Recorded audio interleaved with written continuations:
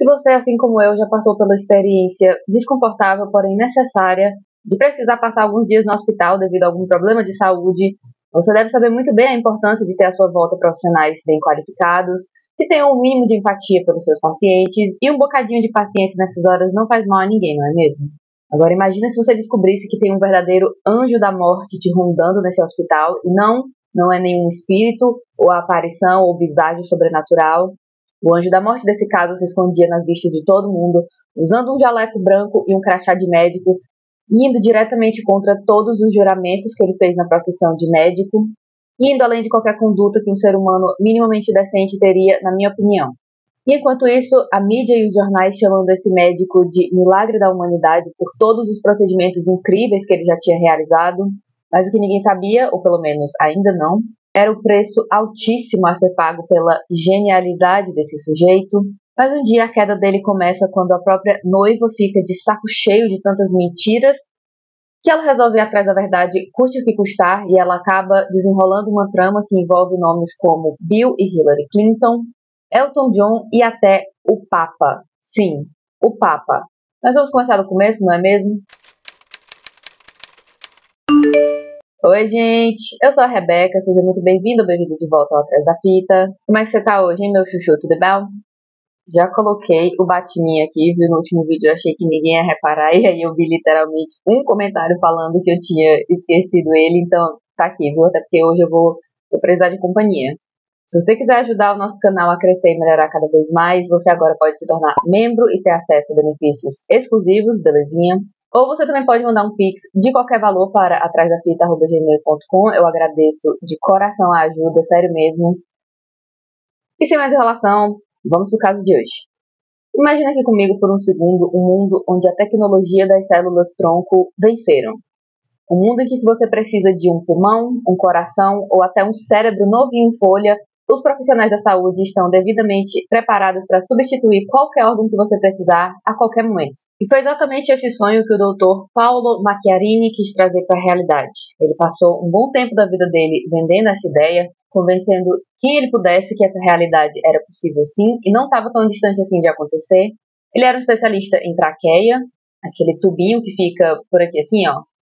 E caso você não saiba, uma traqueia quebrada ou com algum problema de funcionamento é uma sentença de morte em câmera lenta, basicamente, além de ser muito, muito sofrida. E o Dr. Macchiarini sonhava em conseguir resolver esse problema como se não fosse nada demais. Ok, até aí tudo bem, eu acho. No ano de 2008, ele chegou a performar uma cirurgia revolucionária em uma paciente chamada Cláudia Castillo, que tinha sido tão afetada pela tuberculose que a traqueia dela estava em frangalhos. A sorte dela era que o Paulo estava estudando essa técnica nova de procedimento que poderia ajudar muito no caso dela. Afinal, ela era tão jovem e já era mãe. Ela tinha muito pelo que viver, não é mesmo? Para dar início ao procedimento, o Paulo precisava de uma outra traqueia, então que ele pegou de um doador que não estava usando mais, se é que você não entende. E junto disso, ele também precisava das células-tronco retiradas diretamente da medula óssea da Cláudia. Depois do procedimento ter sido um sucesso, começam rapidamente a se espalhar as notícias do novo Doutor Milagroso. E ao The New York Times, sim, o The New York Times, o Paulo chegou a declarar estar extremamente animado com os resultados. Apenas 4 dias após o procedimento cirúrgico, já dava para ver que a Cláudia estava se adaptando muito bem e que a traqueia nova era até melhor do que a que ela tinha nascido, de um sonho.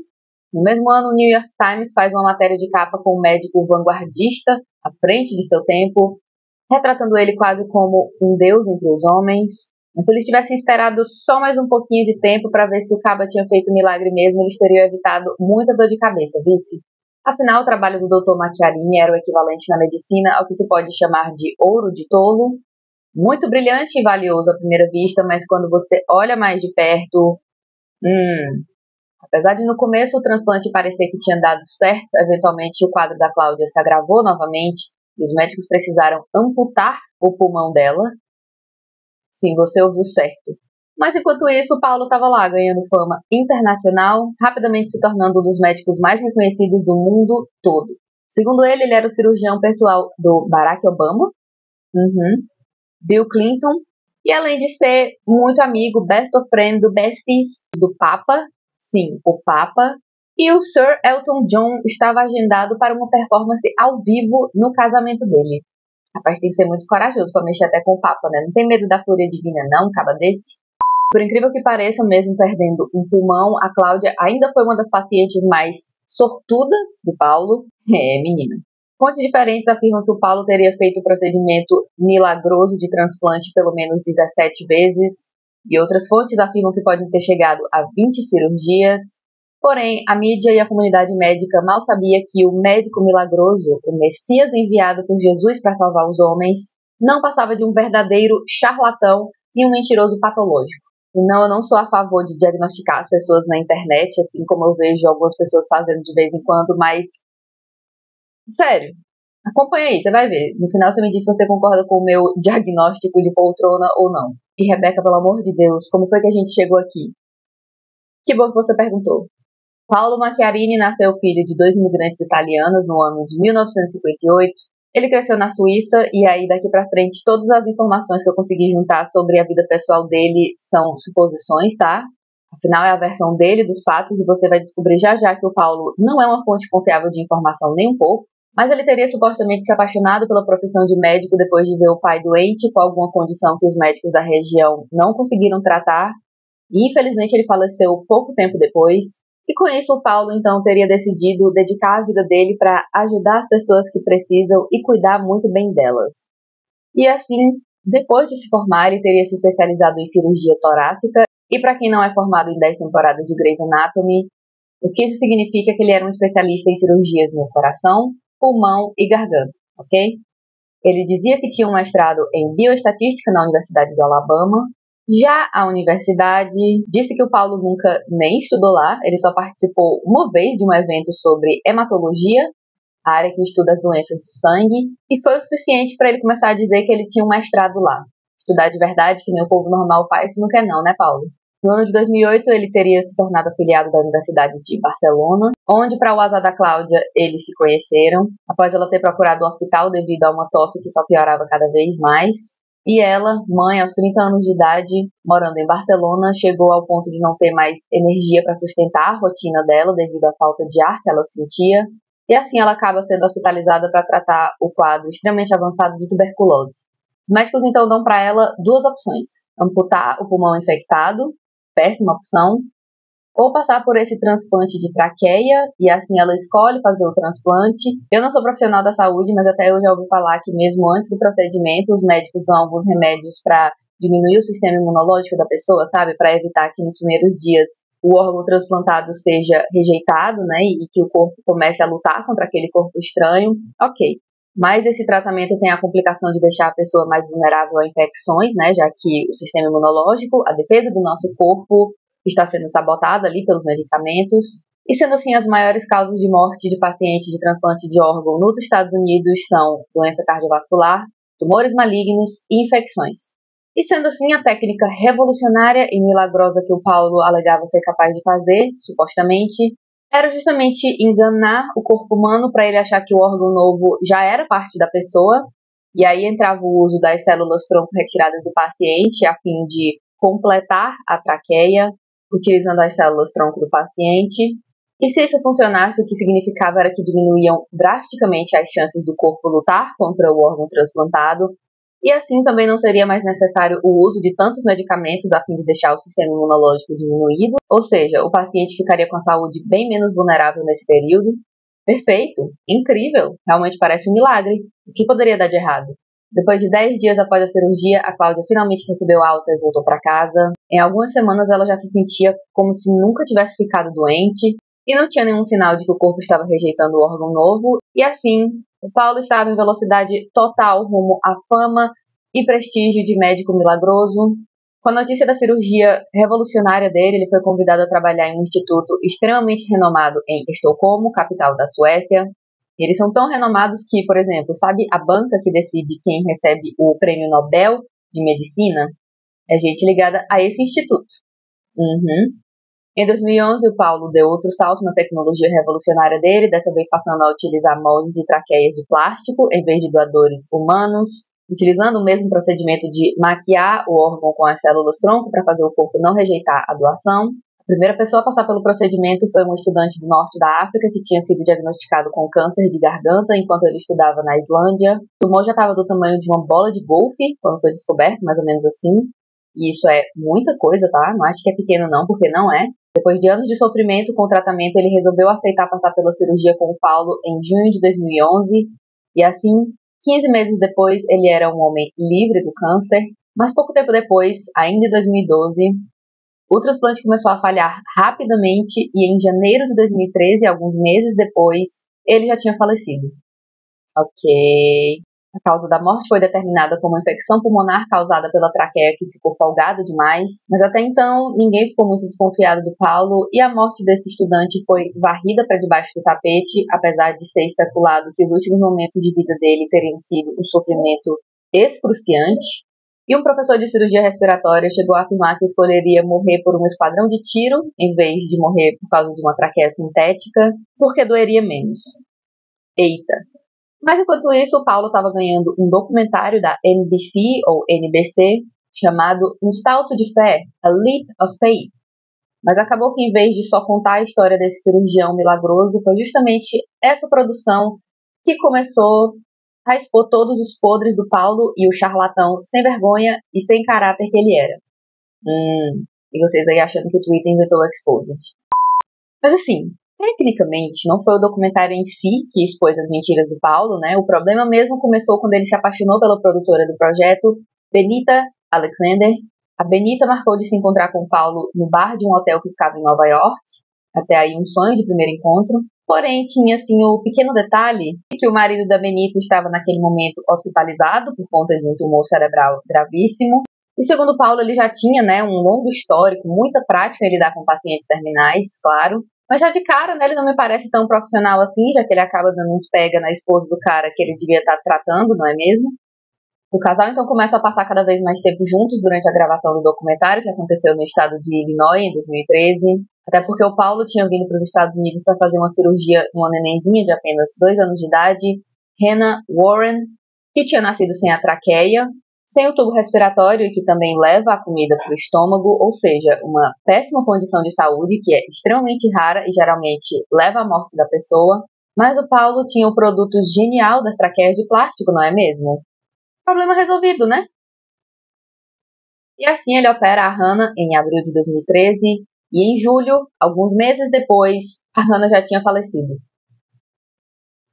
Mesmo com os vários jornais noticiando o falecimento da garotinha, novamente, ninguém parecia desconfiar do Paulo nem por um segundo. A Benita ficava cada vez mais apaixonada a cada segundo que passava, e assim, logo eles estavam noivos por volta do Natal, em dezembro.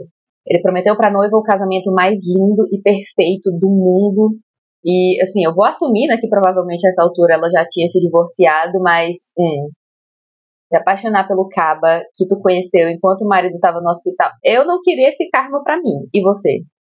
Achei que a Benita estava nas nuvens ouvindo as promessas do Paulo de que os Clinton ia estar no casamento deles, assim como os Obama, Barack e Michelle, e até o Putin. Ele disse que tinha convidado, sim, Vladimir Putin, o presidente da Rússia. Ok. E não acabava por aí não, porque ele prometeu que o próprio Papa ia realizar a cerimônia de casamento deles. Eu juro por Deus que eu queria ser uma mosquinha ouvindo essa conversa deles dois, sério. Essa e o momento que ela descobre o pilantra que ele era. A festa de casamento seria um show de ninguém mais, ninguém menos que Elton John. Mas aí, depois de ter pedido a Benita em casamento no Natal, o Paulo precisou viajar bem na virada do ano para performar uma cirurgia de emergência numa pessoa muito importante. Se fosse hoje em dia, ele diria que ele era o médico particular da Taylor Swift, eu tenho certeza. E segundo ele não podia dizer para ela quem era a pessoa, porque ele fazia parte da elite secreta dos médicos, que eram responsáveis por cuidar da saúde de presidentes e até do imperador do Japão. Se é sociedade secreta, por que tu tá falando dela então, caralho? E o casamento acaba sendo marcado para julho de 2015, para dar tempo a organizar esse puta evento, puta festa, o Coachella dos casamentos. Mas em maio, apenas 2 meses antes, a Benita recebe um e-mail que mudaria a vida dela e viraria o seu mundo de ponta cabeça. Uma amiga dela tinha mandado uma notícia sobre o Papa, divulgada pelo próprio Vaticano, sobre os planos que ele tinha de ir em julho para a América do Sul. Mas, ele não ia participar do casamento deles? E a Benita fica chocada com essa descoberta, mas ela, como jornalista profissional, logo contrata um investigador particular, e é assim que ela descobre que tudo que o Paulo tinha dito para ela era mentira. Tudo. Ele nunca nem se encontrou, muito menos operou o Papa, nem os Obama e o Putin, muito menos o Elton John, e pior ainda, nem solteiro ele era. Sério, por que existe homem assim no mundo? Os registros do cartório mostraram que ele era casado pelos últimos 30 anos. E enquanto ele prometia o casamento dos sonhos para Benita, ele era casado. Ele também tinha voltado a se encontrar com a mãe do terceiro filho dele. E ele também estava saindo com a mãe de um dos pacientes que ele tinha operado e que tinha falecido. Como? Com que tempo? Com que energia, meu pai? Eu não... E assim, do nada, a Vanity Fair recebeu essa história sobre o relacionamento horroroso deles. A gente, sério, imagina a vergonha de contar pra sua família que o casamento foi cancelado e que esse era o motivo. Aquela tia chata que adora falar caquinha nunca mais vai deixar tu esquecer isso, sério. Mas junto com esse escândalo na vida pessoal, veio também a dúvida sobre se o Paulo não poderia estar mentindo sobre mais alguma coisa, né, na carreira profissional dele, porque, porra, algumas semanas depois da publicação na Vanity Fair, uma rede de televisão sueca lançou um documentário de 3 partes chamado Os Experimentos, e nele era mostrado que o procedimento milagroso do Paulo tinha trazido muito mais sofrimento do que qualidade de vida aos pacientes, que literalmente confiaram suas vidas na mão dele.